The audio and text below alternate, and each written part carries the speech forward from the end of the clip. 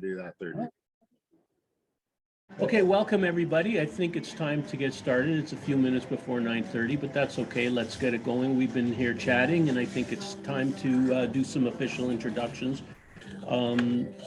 because it's just that time. So nice to be here. Thanks everybody for coming out. We have so far one person on the Zoom, Lori, and maybe some others will join. I suggest let's go around the table. Everybody take a couple of minutes to introduce themselves. We will skip over Gerry and Rob for now because they're going to do a little bit longer presentations. And time permitting, I think there's some other, potential discussion topics or things we can do. But the official meeting is going to run exactly from 9:30 to 10:30. It is being recorded. I think it's an opportunity for exposure for all of us, depending on what we do with the recording. Intention, of course, was to be able to integrate people, but since it's a local thing, I think that if you're in Wasaga Beach, most people could come out, but not everybody for whatever reason. People may want to join remotely, so they have the option. So I guess I'll start. I'm David Grossman. I'm a mortgage broker, and I'm a dealing representative, which means I handle certain types of private investments, mortgage investments, and a lot of apartment. Thank you for turning that down. Thanks, Justin. And apartment REITs, real estate investment trusts, and so on. I do a variety of types of mortgage lending. I do a lot of alternative lending. So when people don't get what they want from the bank for whatever reason, they come to me. I do handle some, first-time buyers and things like that, whose applications are normal as well. I deal with banks, TD and Scotia and a number of others as well, and take good care of people who need assistance. Try and provide them. I do provide them with good advice. They tell me, and help get them through the home buying process, or if it's a refinance for whatever reason, take out equity to consolidate debts or buy an investment property, whatever the reason, I can help them. I've been doing mortgages for 18 years now. So that's my story. And Gerry, we'll skip over you for now. Jude, tell us your name and tell us about yourself. Yeah, absolutely. So Jude St-Fleur, originally from Montreal. So right now I'm a financial planner slash investment and insurance broker. So my specialty is helping business owners through estate planning, minimize taxes, transfer wealth transfer and whatnot, to protect their assets through various insurance strategies and investment. So I've been doing that from with my firm Clare Partners, which we're based out of Calgary, Alberta. I spent the last 10 years in Cold Lake, Alberta, in the military. So when I transitioned to doing this, I was helping business owners back in Cold Lake and some friends in the military as well, manage their finances and get the proper protection they need and be in better financial shape. So moved up here last year, wife, 2 kids, absolutely love the area here. I don't have an office as of yet, so I'm working from home, and being in the COVID environment, I do everything through Zoom, but I do meet people in person. So right now, what I'm doing here is basically meet the business owners here, want to work with real estate, anybody that could help out and see how I could benefit, my service could benefit them. Yeah, so that's the gist of it. I have a lot more, but I don't want to take too much of the time. Okay, well, you could present on a longer story on another week. Yeah, absolutely. Okay, and just a couple of things to mention about Jude as well is that he's my neighbor. He lives 2 doors over, yeah. And coincidentally, we met online. We did not meet first in the neighborhood. His wife is a mortgage agent as well, yeah, as working for the military, and she joined a real estate networking group that I run on Facebook, And I checked to see who's looking to join, and I saw that she lived in Wasaga Beach, and then that her husband was Jude. Actually, I'd met Jude very briefly outside, and then we reconnected, and so that's the story. So welcome, Jude, and thanks for your introduction. So, Rob, should we come back to you, or we'll definitely make time? You have a little bit of a presentation for us, something. Tell us about the local real estate market. Yeah, just a quick, Okay. it probably won't be more than 2 minutes anyway. So. Okay, so do you want to just do it now then, since we're on you, or might as, what, are you ready? Always ready. The world is watching. I was a Boy Scout once. The world is watching. Okay, Be prepared. there we go. All right. Anyway, for those who don't know me, my name is Rob Hutchison. I'm a Century 21. I've been a permanent resident of Wasaga Beach for 12 years now. But I've been coming up here since I was a child to the family cottage and stuff like that. Used to grow up and hang out with friends, and we'd be skiing or on the beach in the summer thinking, how do we make this our life? Like, imagine if we could live here, because we always came up here, was always a lot of fun. And eventually I figured out how to live here and work here and make it a permanent place. So I still think it's the best, get the best of every world in Wasaga Beach, and preaching to the converted, obviously. So maybe some of the Orangeville people. We're working on it. I'll be here. This is my retirement. Yeah. So I pulled out 2 sheets of stats, and people, I love numbers, and I can look at stats, and whether it's sports or numbers and figures and housing and market like that. The bottom line is, people can use stats any way they want to make their point.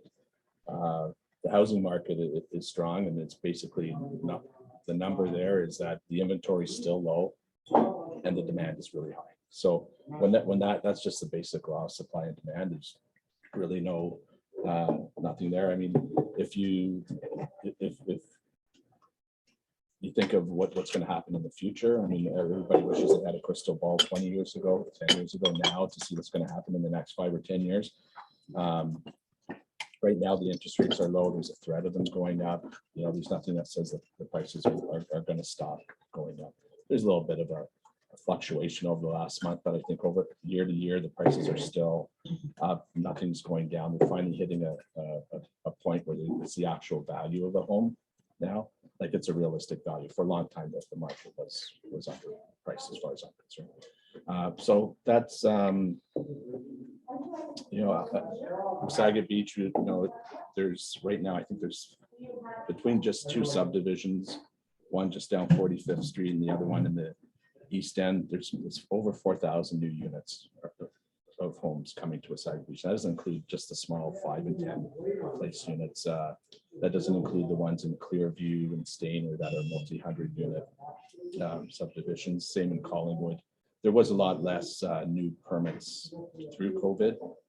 Collingwood has a bit of an issue with their water, so they're holding off a little bit. But that'll all turn around. They've already started issuing new permits in Collingwood too. So the average house right now, price in Wasaga Beach is just over 700,000. It's just over 800 in Collingwood, and the Stainer area, it's just a little over 600. So yeah, you can see how it's a little bit of a challenge for people trying to get into the market to come up with $700,000 or even the down payment for that matters. But as far as investing and as far as businesses in the area, I think the outlook is looking really good, and it's just more people coming into the area can help it boost the economy. Right. Okay. Good presentation. Thank you, Rob. I'll just mention I met Rob this past summer at Rockin' on the River event. It was a lot of fun. We were out on boats. There was lots of bands, and he was there to provide these really cool pouches so that your wallet and phone would be protected in the event that it fell into the river. And so we connected, and then he invited me over to this awesome party. He lives on the river. There was live music, and it was one of the highlights of the summer, and that's where I met Don and Norm as well. So good to have you here. You had a Rob. music Thanks. event. Thanks for joining us today. Marijka and Chris. Marijka, do you wanna Let Chris Chris speak. will You can if speak? you want. Marijka Stasoff. I've been in Wasaga Beach for 31 years. I sell new homes. I only work for individual developers.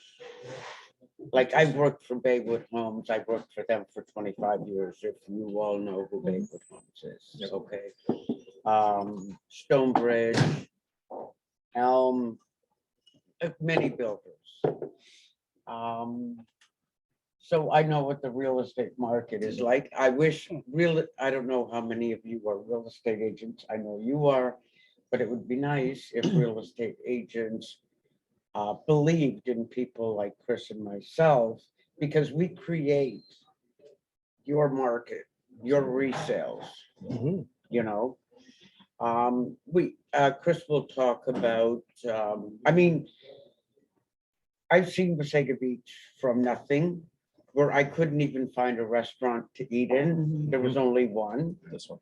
No. Yeah. Several, yeah. Yeah. So I've seen it grow, and I've seen all the people coming from Brampton. And everybody saying, oh, I'm gonna wait for the numbers to drop, the houses prices they have never dropped in my 31 years here.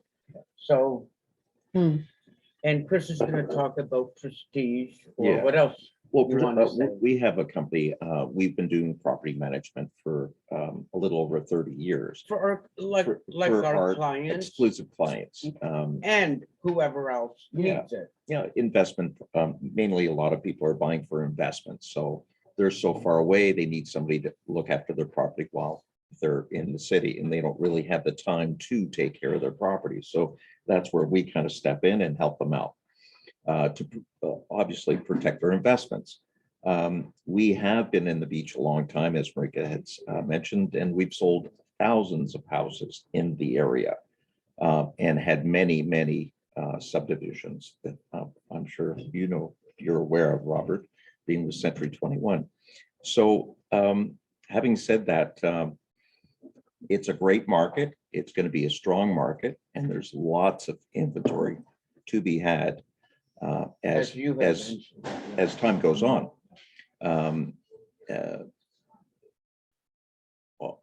the east end of town, we have in April, we'll be releasing 500 homes. So it'll be very lucrative for the area in terms of population and growth. And we were looking forward to it. And I'm going to hand it off to Troy. My name's Troy Vaine. I've invested in real estate and other investments for over 37 years. I currently own 57 rental units. I love real estate. I live for real estate. It's my hobby. I like creative financing. I like no money down real estate. And I've done it for 37 years. So I've proven a good track record of being a realtor over 20 years as well. I've had no power sales, no full foreclosures, including myself, in 37 years. I don't do real estate for other people. I just do it for my family now as a realtor. And I currently own the Diconia Resort, as well as waterfront apartments in Wasaga Beach. And I feel real estate is a great investment to get into and a great investment to get out of when appropriate. Okay, Thank very you. good. Yeah, very much. Welcome, Troy. I just want to say, I didn't want to interrupt your handoff to Troy, but I just wanted to say that Chris and Marijka are the couple who helped Debbie and I get settled into the Elm developments there. It's called Correct. Georgian Sands. Correct. Right, we were looking in Blue Mountain, we were looking in Collingwood, we were looking in Wasaga Beach, and we settled on Wasaga Beach. We found a nice property My wife doesn't want anybody knowing this, but it was a model home. So the beautifully decorated home was done, I presume, by an Elm. And because we bought it furniture included, we made a deal to include the furniture. So Jude, or Rob, whenever you guys or whoever comes over to visit, just tell Debbie that she did a beautiful job. Careful, she could be listening here. We'll have to edit this out of the video. So thanks for that. It's a very nice area, and we're Well, very I'm really happy glad you called it home, and there. And of course, we're happy with being in Wasaga Beach to meet new friends and everything. So welcome, Troy. Thank you. Good to meet you. Glad you can make it out today. Yes. Dawn. My turn. Yes. My name's Dawn Clare. Some people call me Claire Dawn, 2 first names. It doesn't matter. I do advertising for Star Metroland Media. I've been in advertising since 1990. I started in Edmonton, Alberta at the Edmonton Examiner, Sun Media. So Star Metroland Media is a part of the Star Group, Toronto Star. So we have newspaper advertising, magazines, online, digital. I talked to David here and said, you know, as a mortgage broker, if somebody's online looking for mortgages, I can make his ad pop up on their screen as they move away from websites and stuff. Like, it's amazing what we can do. Just like when I'm shopping for shoes, all of a sudden I see shoes everywhere coming up. We do that. So yeah. There you go. Our local newspaper is the Sun, the Wasaga Stainer Sun, and the Collingwood Connection. I'm also out of Alliston at the Herald, and we own about 80 newspapers. Wow, So that's a lot. Interesting. sky's the limit. You can go anywhere you want. Yeah. Nice, cool. Interesting. Yeah, would like to learn more about that someday. Maybe you want to do a presentation one of these days to learn more about. So we can learn more about the different types of advertising solutions. It's an interesting area, especially being online. Everything's happening online nowadays. So knowing how to get in front of your potential customers, very important, for sure. Okay, thanks for that. Thank you. Norm, tell us about. My name is Norm the new Dipieto. I'm business. the owner operator of Blue Mountain Design Center. I sell window fashions and retractable garage retractable screens. Everything I have is made in Canada.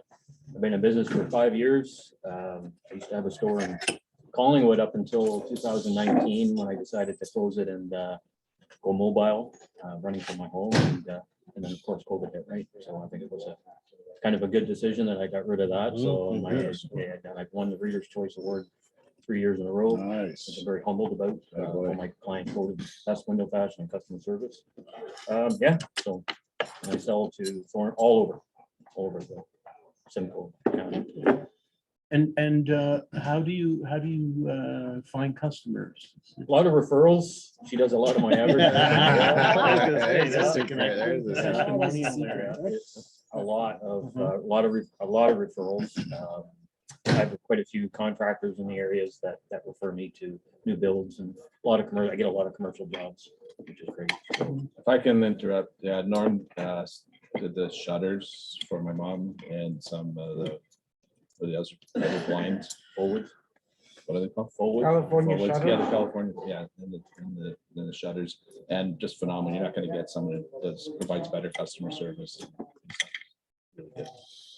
Excellent. Norm. Good testimonial. Nice. Very good.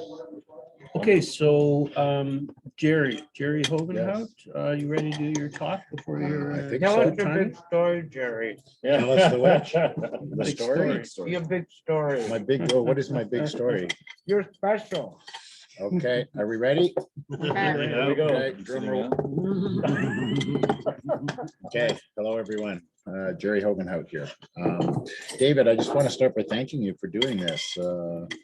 It's great to meet people from Wasaga Beach. So I'm actually, I don't know if I should say I'm a Toronto guy, but I am. But 25 years ago, I made the best decision of my life, which was buying a cottage at Wasaga Beach, which is now turned into a year-round resident. And I love Wasaga Beach and I look forward to spending way more time in Wasaga Beach, and I look forward to eventually retiring in Wasaga Beach. So it's really nice to that you've done this, and I get to meet some new people in Wasaga Beach, which is nice because I don't spend enough time here, so I don't meet enough people here. So good to meet some. Anyway, we want to talk this morning about some taxes, I think, David. Is that what Taxes, we're yeah, I mean, thinking you know, about? taxes, year-end tax planning, Yeah. taxes for self-employed.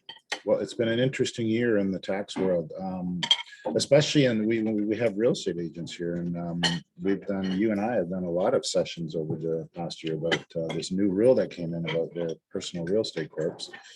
So when we talk about tax planning, that certainly gets integrated into it.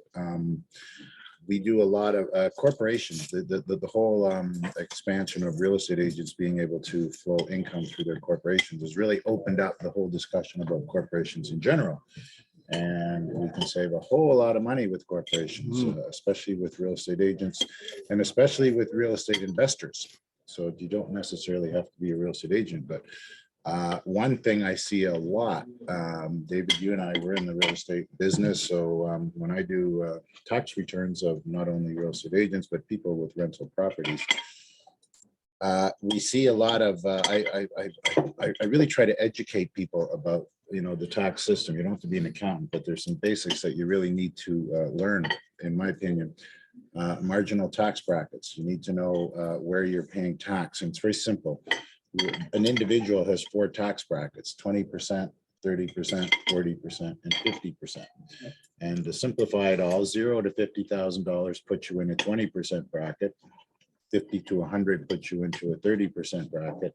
100 to 150 into a 40, and 150 above into a 50% tax bracket. That's pretty easy to understand for people. And that's when I say income, that means after your expenses. So it doesn't matter about your gross, it's after your expenses equals your net. That net number has So you to. want to keep that number low. Right. So, you know, as we said, we want to keep that number low, but we also want to strategize around that. And what I mean by that, and that's where I go back to my incorporation. Corporations pay tax at 12%. So when we compare an individual, either 20, 30, 40, 50, and a corporation at 12%, I think we're all wise enough to realize we'd rather pay tax at 12% than 20, 30, 40, or 50. And we see a lot of the real estate investors.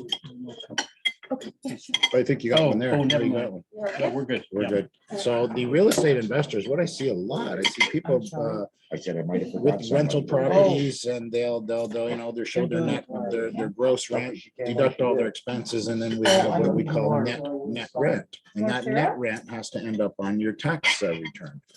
And I always say to people, find out where that net rent ends up. Is it at the 20%? Is it at the 30%, the 40%, or the 50%? And the net rent in most cases ends up in a higher tax bracket. So the trick is to try to move that net rent into the corporation so we can pay 12% tax. And that's what we do a lot with real estate investors. So by creating a real estate management company, we can take that net rent that you might have on your personal tax return, zero it out by moving the net rent income into a corporation and pay your 12%. Now, that may or may not sound overly complicated, but it's just simply back to the basics, understanding tax brackets. I always say to people, if you own a rental property, try to figure out what tax rate you're paying on your net rent. And if it's more than 12%, the introduction of a corporation will probably help. This time of year is a great time of year to start looking at that stuff. We're getting close to the end of the year. What can you do to strategize? Troy, you said you own all kinds of rental properties. So, you know, somebody like you or somebody that has a lot of rental properties, if you know the end of the year is coming, and if you know we're going to get hit again with taxes, that's a good time to look at putting a corporation into that structure so we can not pay the 30 or 40 or 50% tax. With real estate agents, boy, we've worked with a lot of real estate agents utilizing the personal real estate corps, where we can flow your income through a corporation, pay the 12 points, which is much better than 20, 30, 40, or 50.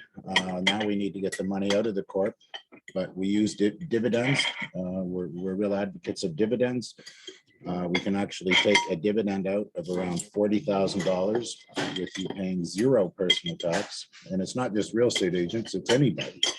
any person with the corporation. We can pull up 40,000.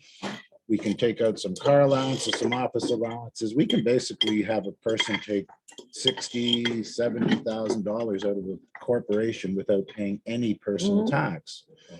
And we still have to pay the 12% in the corporation, but that's a lot less. So we're getting into a real deep dive. There's so many opportunities and benefits that we can utilize by doing some good year-end tax planning, looking whether a corporation works in your situation. Because again, I'm not someone that just pushes corporations on people. To me, it's a cost benefit analysis. There's a cost associated with a corporation. And we want to make sure that the benefits will exceed those costs, and not just on a one-off, but if your business model, moving forward remains the same and above, then, we want to make sure there's future benefits for that corporation, that the benefits will always exceed the cost. So those are things we look at this time of year. Another thing we do a lot of at this time of year is Rsp Meltdowns. Okay, now I'm somebody that's quite critical actually of RSPs, how they are used. With all due respect to the investment industry, it's really, over the years I've seen, it's really nothing more than just a sales processing tool to get people to invest money into their RSPs. So these big companies can get their management fees without really taking the bigger picture look about whether we should actually put into an RSP. As an accountant, I'm somebody that's done over 400 final estate tax returns. I see the damage RSPs can do when you build these RSPs up, and what happens when they're taxable. Once again, I go back to the 20, 30, 40, 50% tax bracket. If you put money into an RSP, and if you get 20 in a 20% tax bracket, it makes no sense. You're only getting a 20% saving, and you're going to pay minimum 20% at the end of the day. So you're not saving anything, you're deferring. And why do we want to really, I don't like deferring taxes into the future. I'm not a big advocate of that. I want to save taxes. I want to save that we don't pay them ever again. Deferring them into the future can cause a lot of problems, because if we put into an RSP today and save 20%, moving forward, we know we're going to pay at least 20% move coming out, and as much as 50%. Wow. Correct. So I've seen so many cases where the RSP is just, and then I'm like, why did you put all this RSP? And well, my bank person told me to put it in. Well, okay, Well, because, we're they starting to get figure paid this to out. get you to buy RS. So we do a lot of RSP meltdowns, and I do it with a lot of people, not just 70, 80. I do it with people that are 50, 60. The whole key is to try to get that income into a bracket, the low tax bracket. Now, if you're self-employed, we can manipulate income. We can use corporations. We can use trusts. We can deduct things, and we have flexibility, and we can be creative. If somebody comes to me with a T4 of $150,000, there's not much I can do if there's no expenses that we can deduct, if there's no business income attached to it. If you have a T4 for 150, that's going on your tax return.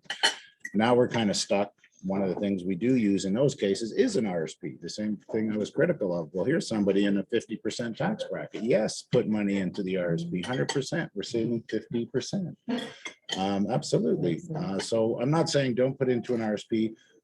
Once again, I go back, there's 4 tax brackets, 20, 30, 40, and 50. If you're going to put it into the RSP at 20%, don't do it. If you're going to put it in at 30%, maybe 40, 50, yes. So that's my analogy when people go, should I put into an RSP? But this time of year, I really go through my client list, and I do a lot of RSP meltdowns. So this time of year, we're going through and withdrawing RSPs. We have to do that by the end of December. And then we put that into a little calculation, a formula, and to see if that works. But it also is part of a bigger plan, as my new friend here, Jude, says. It's all part of financial planning and estate planning. Again, the stuff we talk about at the end of the year as far as tax planning, I mean, that's certainly a good topic at this time of year, but it leads to a bigger topic, which is the overall picture. And estate planning is just becoming more and more and more important. Simply because, again, I've done over 400 of these estate tax returns where the the tax, we all live with ticking tax time bombs. If we have these RSPs, Troy, you got a lot of apartments. You know, eventually there's a day of reckoning, you know, Gonna get that, killed you know, you're gonna get killed. Yeah. And I told next you. year. And we have to work around that, and there's strategies that we can implement. So not only do we talk about this stuff at the end of the year for year-end tax planning, but it leads us to a bigger discussion about, you know, let's make sure we're paying the minimum amount of tax. It is our right to pay the minimum amount of tax. And I just see people, you know, with all due respect to my accounting colleagues, I just find, you know, we need more creativity in our tax planning, especially when you integrate the investment side. I myself have an investment company, so we do a lot of investing. We focus primarily on real estate investments. Real estate income trusts, one of our favorite things, private mortgage lending, apartment buildings. You know, these are the things that we love to do, but that has to be integrated with your tax planning. And that's one of the problems in the whole industry is, in a perfect world, the accountants would talk to the financial planners. Well, they don't. I can tell you they do not. Accountants are too busy. They're not interested in that field. They got their head in their sand doing their tax return. So it's a breath of fresh air when we can talk to people about not only minimizing tax, but also optimizing their investment returns. To me, your investment advisor should have a very strong tax background. I myself spent 10 years at Deloitte Touche with in their tax department. So I come into not only the tax world, but also the investment world with a very, very strong tax background. And I'm somebody, a real advocate that say, hey, you know, yeah, when we invest money, we want a rate of return, but if we can save you tax, that's as good as getting you a rate of return. You know, if we can save you 5% tax on your money, that's like making 5% tax. So integrating all those things is a very good, you know, very important function, I think. Okay. As far as year end, I mean, again, we're coming into the year end, so you know, it's a good time to look at all these type of things, real estate investments, you know, specific to real estate people. You know, now's the time we talk, you know, do we claim depreciation on buildings? I never, ever, ever suggest to clients to claim depreciation or capital cost allowance, which is the same. I never depreciate a building. I don't know if you do, Troy, but I don't believe in it. Once again, it's just a deferral of tax. I don't like tax deferrals. I like tax saving. I like saving tax that we never have to pay again. And, you know, a lot of the system is designed to defer tax, and I see it. You know, you buy into these tax deferral mechanisms, and then you get into your 60s and 70s, and now you got to deal with the tax issue. Well, wouldn't you rather deal with the tax issue in your working years, minimizing them? You don't want a tax burden when you're 70 or 80. And the tax system is really designed to, you know, cheat a lot of people. For example, my mother, still alive, 95, still driving around, driving to her casinos. But she does not have very much money. She has a Canada pension, old age security, and a little tiny RSP. And the so the fact that she collects this RSP prevents her from collecting the guaranteed income supplement. Wow. You know, and then she's so angry about this that she can't, you know, all her friends get the, you know, so anyway, what I'm saying is the system is designed to defer. And then when you get to a point in your life, this is working against you. So now this stuff you've deferred deprives you from getting things like guaranteed It income catches up to supplement, you. old age, the tax credits, HST credits, sales tax credits, property tax credits, all these things you get denied because you have all this money coming from a little tiny RSP. It's criminal how they design the system. So people need to understand that stuff, and we're believers in education. We you know, we're as much an education company as we are an investment or tax company. So we really think people should better understand all this stuff. It's not rocket science. You don't have to spend 5 years getting your CPA. I mean, it's just some basic tax understanding. If you apply it into your investment, we're all here. We're all like real estate. We all, you know, real estate income trust. I ask avid real estate investors, so what do you think of return of capital? And they look at me, they go, what are you talking about? And I'm like, you're a real estate investor? You don't know what return of capital is? Well, let's talk about return of capital. Return of capital is derived from a real estate income trust where you're getting your net rent, but you pay no tax on it. It's called the return of capital, only applicable in real estate income trust.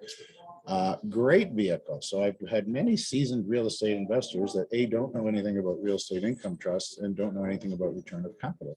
And I'm just saying that's an education process. So our investment company actually, I don't want to say this to be boastful. I'll say this to be to lend credibility, but I'm the only person in Canada with a CPA, chartered professional accountant, that has held every single investment license out there. So I've worked in these industries, and I've chosen to give up all my investment license. I do not want an investment license simply because an investment license simply is a sales processing tool. I operate my business without an investment license, and I basically say we have access to everything out there. You know, you want investment, you need investment product inside of your financial plan. These investment products come either from the MFDA market, mutual funds, IROC market, stocks and bonds, the exempt market with David in the private equity, where we find real estate income trust, mortgages, or insurance. We access all those products, but we don't have a license. So we have to go through licensed referral agreements to access those products. But on the same time, by not having an investment license, it allows us to operate our real estate arm of our business, where we do a lot of real estate income trust, private mortgage lending. We do fix and flips, joint ventures, real estate limited partnership. These are things that investors are interested in. And so, you know, we educate them about that. So I always try to say that the client should be invested what they want to be invested in, not what somebody has sold to them. So you found that loophole. I tell you, you know what, it took a long time because it was an aha moment at one point. So Wow. I don't know about this investment industry here. It's, but anyway, so yeah, it's interesting. But again, I'm an advocate that we educate people, give them the information to be part of the process. I always think clients should be part of the process to figure out what investment products they want to be invested in. We proudly say our clients are invested in products they want to be and have chosen to be invested in with our help and knowledge and understanding, help them better understand all these things. So, and then in return, again, I go back to return of capital, real estate income trust. You know, it's funny. I just spoke with somebody yesterday who called me, and they wanted to pull. They had 600,000 in RSP, and they wanted to hold their own mortgage in there. And we do a lot of this holding mortgages inside of RSPs. And I said to the guy, I said, okay, it's interesting, which makes sense in some cases, doesn't make sense in other cases. And then his comment was interesting. He said, well, I'm not making anything in my RSPs anyway, so why don't I just lend it to myself? And I'm like, wow, there's your problem, right? You're in the wrong stuff. Like you got the wrong investment products. And what do you got in there? I looked at what he's got in. It's all bank mutual funds, which are very high management fees, very high management fees. I'm not saying you can't make money in the market. I'm kind of critical of the stock market. I'm not saying you can't make money in the stock market, but the risk that you take entering that market is much greater than most people think. Plus, I'm also somebody in my days at Deloitte Touche, we used to do a lot of IPOs, which are initial public offerings. And to make a long story short, we would take private companies public. And it's a very interesting process, the underwriting process. We'd value a company. I'll give you a very simple example. So if a private company, we'd go in and value it, and let's say it's worth $2 million. So we'd issue 2 million shares. And we'd give the owner a million shares plus one, so they have control. We'd go to the market with 1 million minus one. The real value of that share is $1. The company's worth $2 million. We issued 2 million shares, and the share is worth $1. Yeah. Now we go to the market. So by the time we go through that whole IPO underwriting process, we go to the market and it's selling at $3. It's still worth $1, selling at $3. And the market goes great. Goes from $3 to $6, doubles the money. Everybody, oh, geez, what a great stockbroker I got. I've doubled the money. Everything's great. That $6 share is still worth $1 in a liquidated value. And that's the way the stock market works. I'm not saying you can't make money in the stock market. I'm saying what you own is not worth its liquidated value. And what was the good one? Nortel was a trading at $126, liquidated down to 66 cents. That's an extreme example, but that's what happens in the marketplace. So yes, the stock market, you can make money, and everything you own is worth way more than it's really worth. And that's why we like real estate. Because real estate, we know what it's worth. It's based on cap rate. You look at an apartment building like Troy has, you figure out gross rent minus your expenses divided by a cap rate return. That's the value of that building. It's not gonna double or triple. Yeah, but That's not the everybody value. can get into the real estate market. So you're talking Well, here. I'm gonna challenge you. Here we go. I'm gonna challenge you on that one. Okay, Because both Roy and I have said, we've bought buildings with zero money down. Absolutely. Okay, so it's not that you need your own money to get into the real estate market. You need to know how to buy real estate with no money down. We just closed on a 29-unit apartment building in Alberta. None of my own money. It's all clients' money. They're interested. They want to be involved. Clients want to invest in real estate. but somebody You got to put invested, it together. but somebody invested. Other people's money, Yeah, Oh, you yeah. have to, you have. to Not your find- money. You have to Yes. find that. other But- people's money. If you are an avid real estate investor, the I- best thing you can If- ever, But if you're talking to real estate investors, the best thing a real estate investor can learn how to do is access other people's money. And the reason is because there are so many other people who they want to invest. Mhm. They don't know how to do it. They want to connect with somebody like Troy, I like myself, understand. that can put that's this stuff together. understandable. Sorry? That's understandable. Yeah, But that's, you're talking players. no, I'm not talking players. No, I'm not talking players.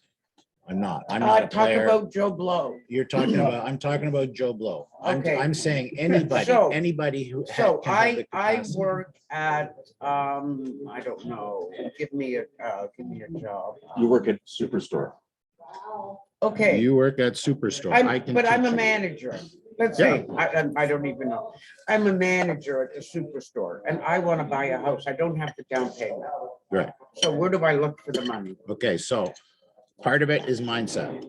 Okay, we've all been taught. And it's funny that we're having this chat because I've said to my parents, I love you both, but you've cost me a lot of money. And the reason is because you instilled into me, don't buy anything until you have the money. Save your money.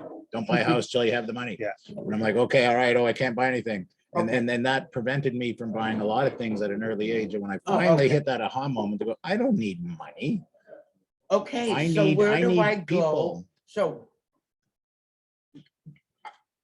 here I am, I'm the manager at the Superstore. Yeah. Mhm. So I'm coming here, I want to buy a house. So are you all gonna chip in? No. Okay, No, again, it all starts, and I'm not saying it, lots of people use their own money to buy a property. Of no, course no, they do. no, no, And just I'm tell I'm me, not saying don't use your own money. no, I'm saying don't get but caught I in don't that have the mindset. down payment. I don't have the Go downstroke. find somebody that does. Family, friends, line of Market, credits. Market, But I advertise. have to pay them interest. Well, okay, hold on. Absolutely. hold on, To no, get in the well, door. Yes and no. Or yes the and no, renters hold pay. on. Yeah, yes and no. Hold on. Let If me. you're buying investment. Let me answer. No, the no, we're question. not buying an investment. I want to buy a house. Okay, well, that's different. You want to buy your own house to live in. Okay, that's one thing. Okay, we're in the investment game. Okay, to buy your own house to live in, yeah, you need your own money. You need to put it together. You need Exactly, to qualify for a mortgage. exactly. That is a different animal than what I'm talking about. We do real estate related investments, which is a very wide umbrella that covers a lot of things, real estate joint ventures, real estate Of limited partners, real course. estate fix and flips. Okay, we fix and flip 4 houses in Toronto in the last two years. We do that with clients that are interested in that type of real estate Yeah, and investment, everybody makes money. hopefully. Well, So yeah, far, so good. well, hopefully, we're not being asked to do it without making money. You can't say that without a qualification, because listen, when we do these fix and flips, I say to my clients, hey, listen, we're in and out of the market within a year, and we've got all the infrastructure covered. I have a builder, the way I structure it, he has to have money in, he has to give me a budget, he gets a 10% variance from the Yeah. budget, blah, blah, blah. But I say to all the investors, we don't know what the market's like in a year. Of course we So if don't. you're willing to roll the dice, let's go. And Yeah. then there's lots who say, I'm in, let's go. So they do, they understand the risks, the whole key. I've always said it on the investment side, the minute you pull your money out of a guaranteed investment certificate, which is really the only vehicle that, a Canada bond, they give you a guaranteed rate of return. The minute you pull your money out, you add risk. Whatever you do, Of course. you add risk. Okay, now you got to mitigate risk. One way to mitigate risk is education. Okay, course. you got to understand this stuff. Troy is a real estate guy. I'll bet you if he found a deal that looked good on paper, you wouldn't think there's any risk because, you know, With my knowledge and experience, I can honestly say 37 years of doing it, myself and my clients have bought over 100 real estate properties, hotels, motels, cottage courts, houses, duplexes, triplexes, and knock on wood, in 37 years, we have never sold a property for less than we paid for it in Of course. 37 years, in 37 years. And I And, agree. and the Agree. problem with no the money investment down. industry is we cannot say to investor, again, my favorite thing probably is a real estate income trust, the proper real estate income trust, which is literally just a group of apartment buildings. So a company buys a group of apartment buildings. We all understand how the rental works. They collect the rent. They take their management fee, they pay their property taxes, their insurance, all their costs, and the net rent is distributed back to the investors. Yes. And that's where we get return of capital. Yeah. Now, the nice thing is that's pretty simple to understand. Back in my days at Deloitte Touche, we used to do the audited financial statements for these REITs, so I can go in there and figure out. So the point I'm making is that the value of that investment is protected by the cap rate value of the building. And then with any investment, we look at the revenue stream. Where's the money? Where's the revenue coming from? What are you doing? What's your business model? Where's the revenue coming from? Yeah. You know, a real estate agent, well, my revenue comes from real estate sales. Okay, well, what if you didn't sell a house next year? We got a problem. A REIT, the rent, the money, the revenue is coming from rent. Of course. So, well, what if we don't have any rent next year? Well, we all know what the rental market is. There's zero vacancy. So we're all very confident, but we cannot say guaranteed. We can't say to the client, don't worry about it. Nothing will ever go wrong. Don't worry about it. We can't say that. The word guarantee should not exist. Well, In life. No, that's not true because it exists in GICs and in Canada savings bonds. There's guarantees, it exists. But all I'm saying to people is when you pull your money out of that and put it into anything, there is risk and you got to understand the risks and you got to be educated. There's good and bad, right? There's good and bad. So that's part of the process. What we do is we try to make sure those clients fully understand the good and the bad. And, you know, again, with the real estate income trust, we're not allowed to use the word guaranteed, but, you know, in essence, what is going to happen to the net rental, the gross rents that really feed the revenue stream? Nothing. They're going to remain the same and go up. We have now a national debt of $1.23 trillion. Okay, how do we deal with that? Well, open the floodgates because we need GDP. We need gross domestic product to deal with this crazy debt that we now have. How do you increase GDP? Create economic activity. How do you do that? Open the floodgates, let people in, keep them coming in because they need food, gas. So there's going to be a continuous immigration into this country. They're all going to land, you know, they all want to be in Toronto, Montreal, Vancouver. The 2 hour outskirts of those areas are gold mines. We've all experienced it. You know, we're in Wasaga Beach here, 2 hours, an hour out of Toronto. What has happened to our real estate market up here? It's nuts. Yeah. But it's predictable. So you can easily use that information and go, hey, let's create a business model or an investment model or an estate model around this, right? Yeah, jump in. No, because I'm hungry, jump in. what I wanted to say is, because I do see Cold people age. that are in real estate and investors. I, for myself and my spouse, we're not investors, but we're looking into getting into that space, right? So I guess I'm fortunate enough to be here and talk to you, all of you, to see like how to get in. So, well, thank you for putting that together, David. But now I'm actually interested in be like, how do I get into it?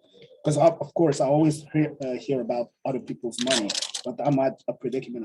Where do I find these people, right? Well, you found them now, and we're going to get you into the market come spring And on that's our it, next right? launch.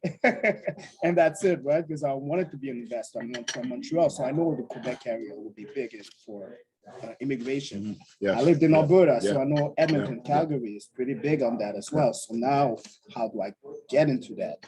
Right? I don't have a lot of capital to start, but now that I know people how to, so obviously I'll be talking to you, to probably all of you a bit more and learn how to. Well, I say this to all, like we all like real estate. Real estate is the, you know, has created lots of wealth for all of us, and it will continue to do that.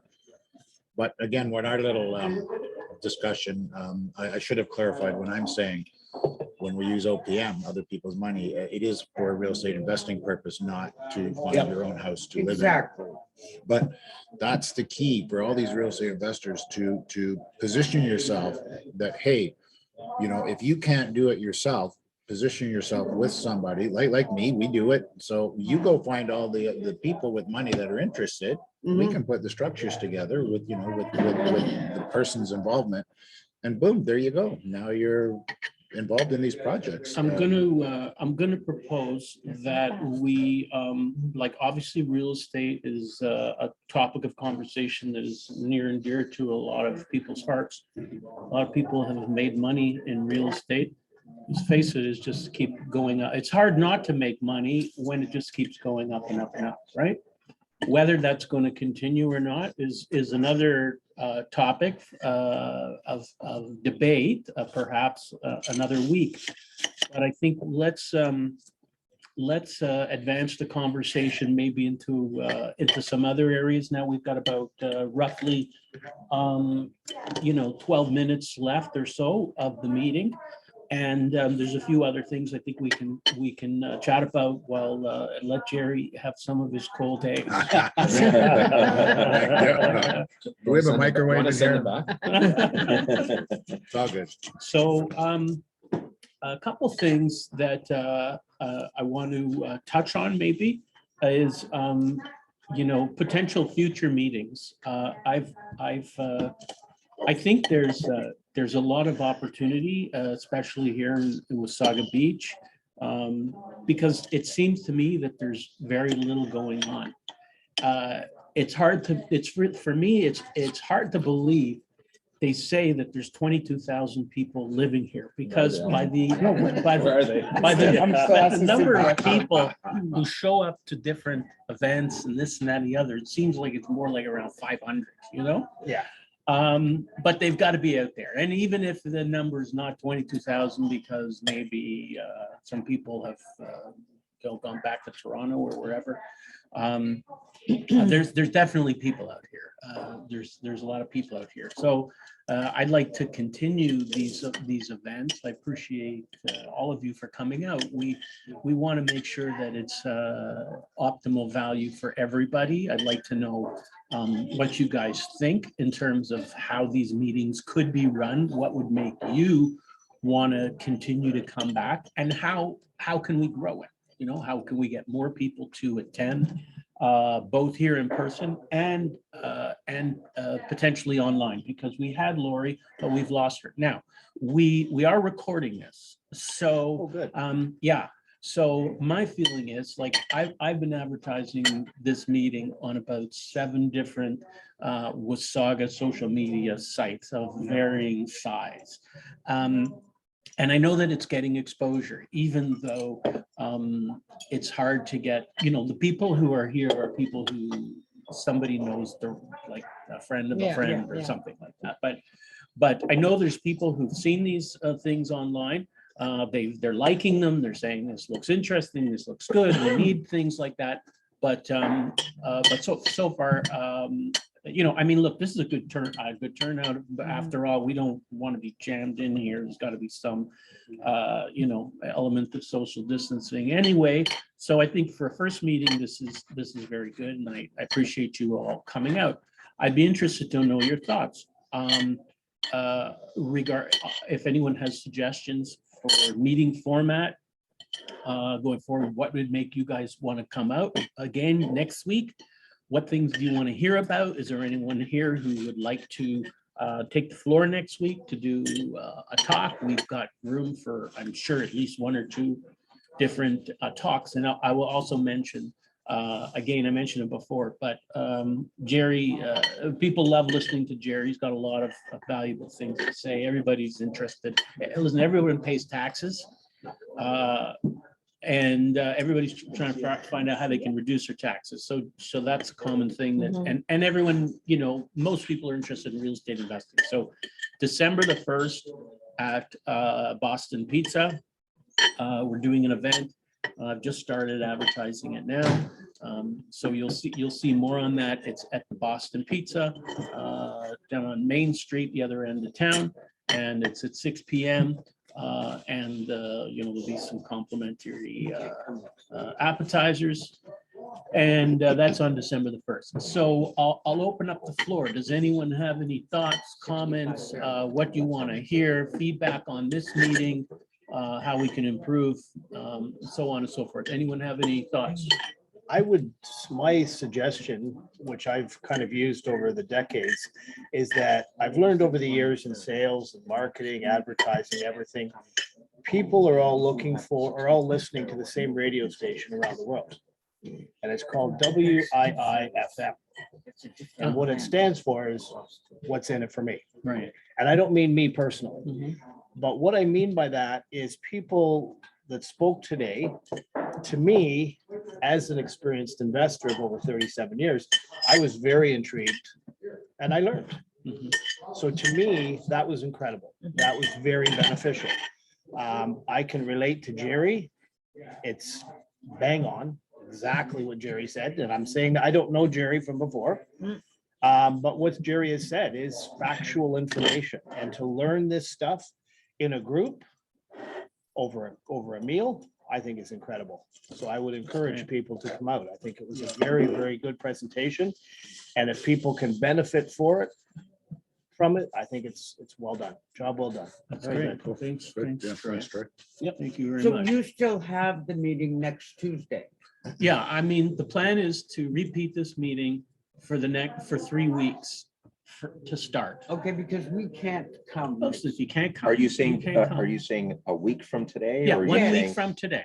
For, So on the every 30th? Tuesday, yeah, Okay, correct. Got And it. then the following Tuesday. as but on well. December Same- the 1st. December you the have a- 1st is something totally different. Okay. That's an expanded, you'll hear from Gerry. I'm also going to do a short presentation on outside the box mortgage lending. Okay.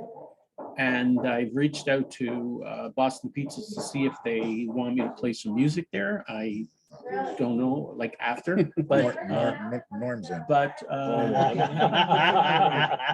I'm sorry, we Yeah, have to no- run. I no- have a no appointment. problem. Yeah, we'll see you Thank then. you. Thank Pleasure, you. Gerry. Thank you, guys. See you again. Thank you very much. Thank you. So, It's been so rough. I will also post, unless anyone has any strong objection, and hopefully they don't, because we are broadcasting this anyway, so it's a public forum.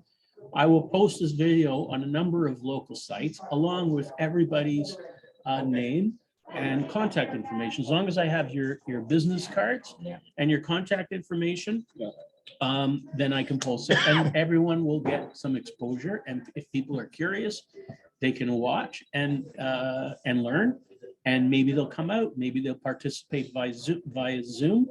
I think that in this new world we're in, the kind of quasi post-COVID environment, that we should try and embrace some of the things that we have learned through COVID, like using tools like Zoom. I think that given that this is a Wasaga Beach sort of business networking, that if somebody's local and they want to come out, or they want to participate, unless they have some real health concerns about being exposed in public, that for the most part, they would just come out, because I mean, they can't be more than 10 minutes away if they're living here in Wasaga Beach anyway. But still, it's being recorded and it's additional exposure for everyone, and that way people can see what we're doing. So I think that's pretty cool. And yeah, does anyone have any other feedback or comments? Anybody want to volunteer to do extended presentation or talk next week on whatever they do? My Yeah. only thing is, Mhm. this is the first kind of breakfast club thing that I've joined. Is bringing somebody in to do a talk to. I think we all have, we should all have, and I look forward to hearing what Jude has to say, and Yes. Norm and Don. Yeah, Yeah. Right, but like with Sylvia. Ray. Ray at on Grandma's the Beach. online thing we did, right? Oh. yes, Yeah, that's so right. Maybe she might not want into joining the club, but might have something of value to add for one meeting type thing. Sure. So that type of thing. Yeah, That's just yeah, a thought. that's a good idea. That's a good idea. I think on Gerry, for people that have always thought about investing in whatever, like just that, taking that first step, that It's first, intimidating. just it's the if hardest you step. can It try is. to You talk gotta- maybe more about that Yeah, beginning for sure, part hundred of how percent, to yeah, yeah. get out of your comfort zone and into, It's oh my really, God, we're gonna it's put our really money in, you exposing know? yourself to other people, because none of us can do this stuff alone. No, But yeah, no, to go to and do a deeper dive about trusting that. and all Trusting, that. I mean, that's the whole key, is just It's really getting scary. into a It group is. and doing this stuff, and then magic happens. It Yeah. really does. You know, with risk, you gotta understand the risks that are involved with all this stuff. And, That's it. I think myself, one of the best ways you had mentioned, how do I learn this? How do I get more experience? How do I get more comfort?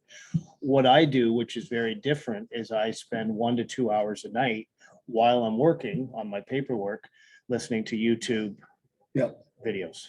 That's how I've learned over Interesting. 37 Yeah. years. Interesting. And I know it's excessive, 1 or 2 hours, but I'm not sitting there listening. I'm doing my work, my paperwork, my bill Yeah. And paying, my, something will catch. And and in the something, back, oh Yeah. yeah, and it just, Yeah, and that's if, a good and point. if you're having a bad day, probably one of those 2 hours is definitely only inspirational videos. Yeah, So that's I'm funny you mentioned peeling that, off the ceiling because, by the I time know I'm I done. myself. Every night. Yeah, that's Straight. interesting, because you know, you get asked to attend or watch lots of videos, but you're right, you can have you know, if you're on Zoom, you can have the video, the session on, you can do your work, you know, one ear listening to what's going on, and if, you know, if there's a topic of interest, you can rejig your focus to that topic while you're back going to do your work, so you can kill 2 birds with 1 stone. in this Yeah, world. Absolutely. And I can